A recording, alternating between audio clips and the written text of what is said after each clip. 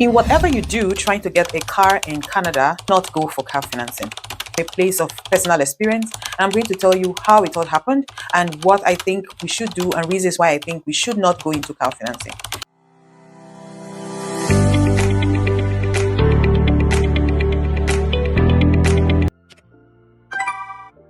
In whatever you do, trying to get a car in Canada or in any Western country where you have car financing, do not go for car financing. It's to all my old subscribers, and thank you to my new subscribers. Personal experience, and I'm going to tell you how it all happened and what I think we should do and reasons why I think we should not go into car financing. Congratulations to us. We just got our 500 subscribers on this channel. Guys, for making it happen. Thank you for all those who have been encouraging me. Thank you to all those who have tried their best to see how my videos should go viral. I'm so grateful to you. This video is coming from a personal experience, and it happened in 2022.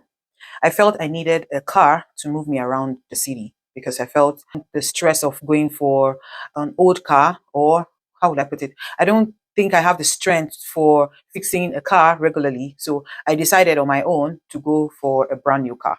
So I walked into a store and I was handed over a key to a brand new car.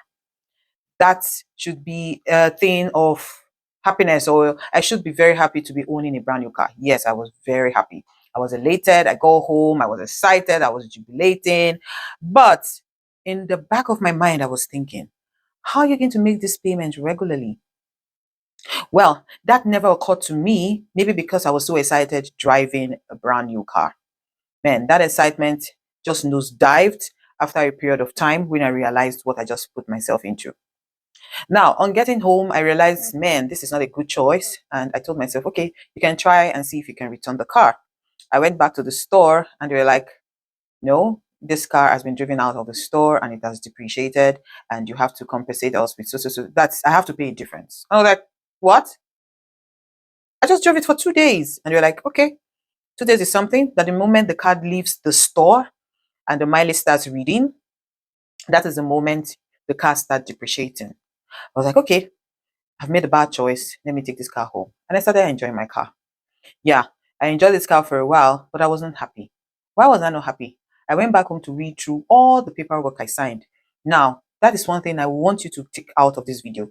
In whatever thing you do here in Canada, read through the dotted lines. Read through every piece of information on any document you are given.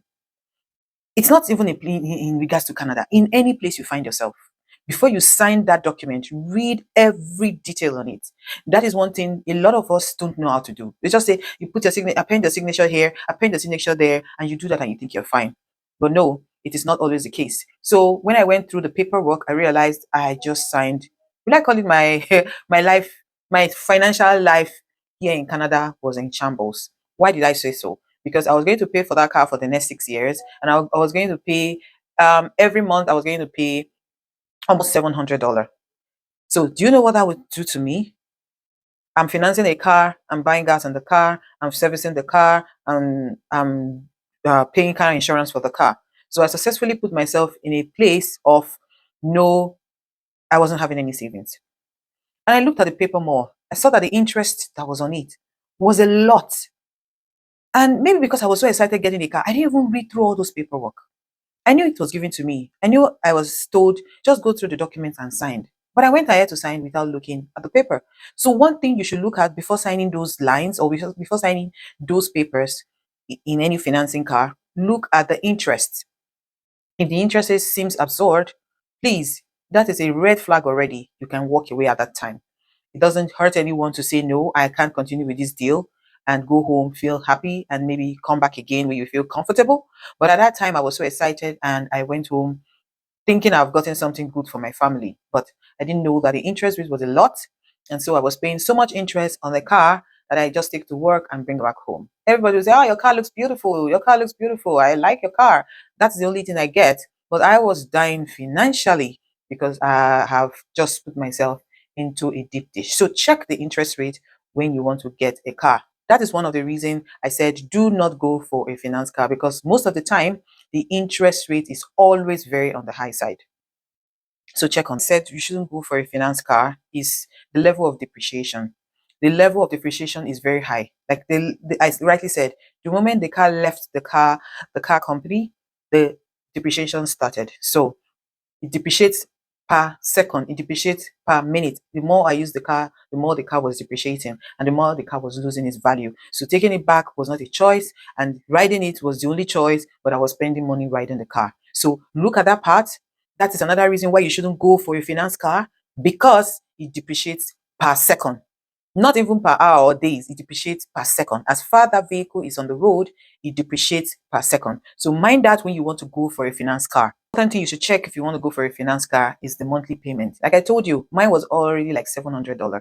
So how much is the one you want to go for? If the finance car has like 1,000 or 2,000 or 500 as monthly payment, how do you intend to pay for that? How do you intend to compensate yourself by even having anything like savings? So these are the important things you should look at: monthly payment, depreciation value, and the interest. That's the third one. The monthly payment was absurd, the interest was high, and it was depreciating per second. When going for a finance car, it's a long-term commitment. Like I said, mine was for 6 years. So how many years are you going to pay for that car? So for the next 6 years, I should be just be doing osusu for somebody. That's what I would call it. I'm just contributing money from someone. And when I check the interest, it's like I was buying the car twice the amount. So have you considered that? One of the reasons why I said don't go for a finance car is another that long-term buying to pay for a car. If anything happens by the way, God forbid you lost your job, something goes wrong somewhere, and you can't afford to pay for it, what happens? They come to pick up their car. Have you considered that? So don't go for a finance car because you have so much to lose and less for you. Or another thing that car credit will do for you, or debit. Will I call it credit or debit? Like another thing that car you've invested in would impact your credit is you. If for instance the cost of the car is like 20,000, if you're going for a house to buy a house at that time, they'll remove 20,000 as a debt you're owing. So consider that, because it's going to affect a lot of your investment plan. It's going to affect everything you do. So that is another reason I said don't go for a finance car. Are you getting my point now? Don't go for a finance car. You can always go for other options. Yeah. So it will spoil your chance of getting better investment plan, better deals. Like if you want to go for a house, you should be able to acquire a social house because of you're owing something that will be taken off what you're expected down because you're owing. So it affects you either this way or this way. So don't go for car finance. Lastly, I would say, why would you go for a car financing when you can get a car outright? Someone will say, I don't have the cash to pay outright. Why not save some money? You can save some money for 2 months, 2 years, or 1 year, and try to use a bus. Then go for that car you want, not the desired car, but you can get something you can be managing for a while. It helps better. It saves you a lot. Like I've given you so many reasons why we should not go for car financing. So if you have an alternative, to fall back on, if you have something like walking into a store to just buy a car outright, it's better for you. Or better still, you can go for a car that is not brand new. You can go for a car that has been used and but is still okay, right? The car financing may not be so high, but for me, I would just advise, if it's something doable for you, don't even go into car financing. Go into a store or go into Facebook Market or buy from a friend or buy from someone that has used the car before and manage that for a while till you are able to save good money to buy that desired car of yours. It is something I said I should bring to all of us here because I see some of us making that same error I've made, and regretted it. No, I always learn from every experience I get. And what did I learn? I learned not to take hasty decisions. I learned to always process things before I do things. I learned to always ask questions. So now what I do is I ask questions, I think about it. Do you really want it? Do you desire this thing? Just go around that thing for a while and then take a decision. Not just because you think you need it, you get it. And at the end of the day, you regret that decision and it's something you cannot change.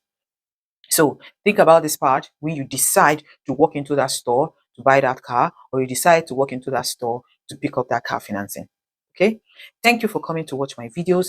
Thank you to all my returning subscribers. Thank you all. And I hope to come back here again to give you more tips and tricks and to tell you some of my experiences here in Canada.